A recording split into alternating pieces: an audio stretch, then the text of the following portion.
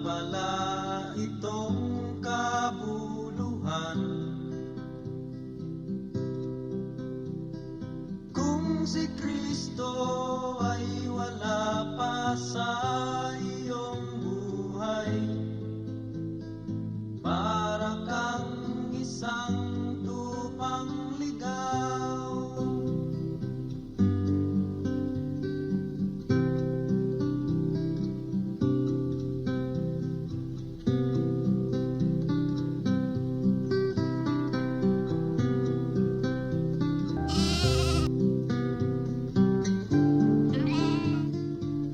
Napakarami na namang tao ang dinatna ng Panginoong Hesus na gustong makarinig ng kanyang salita at makasaksi ng himala.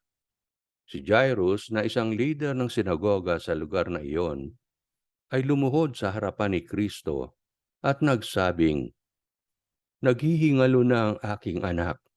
Ipatong mo ang iyong mga kamay sa kanya upang hindi siya mamatay."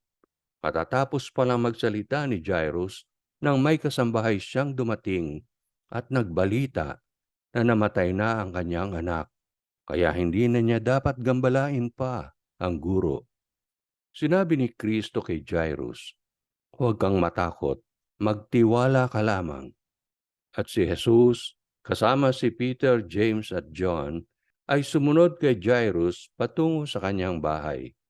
Siksika na ang mga taong sumusunod kay Jesus sa mga sandaling iyon. Maraming mga tao ang naratnan nila sa lugar ni Jairus, mga nagpapanaghoy at nag-iiyakan. Tinanong ni Kristo ang madla kung bakit sila nag-iiyakan, samantalang natutulog lamang ang bata. Dahil sa kanyang sinabi, si Jesus ay kinutya ng madla. Sila naman ay pinalabas ni Jesus ng bahay.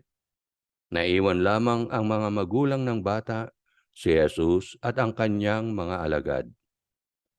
Nilapitan ni Jesus ang batang babae at sinabihang, "Nene, sinasabi ko sa iyo, bumangon ka."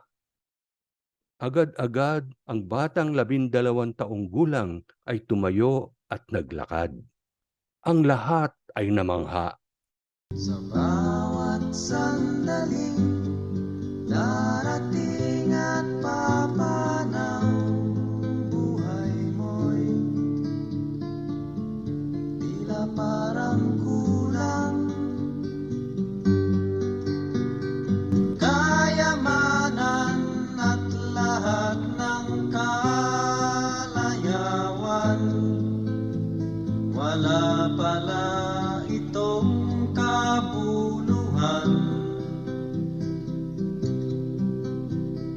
Kung si Kristo ay wala pa sa iyong buhay,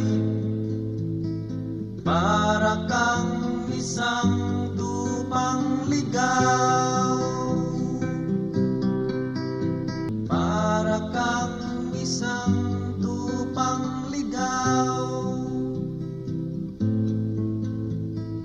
Para kang isang tupang ligaw.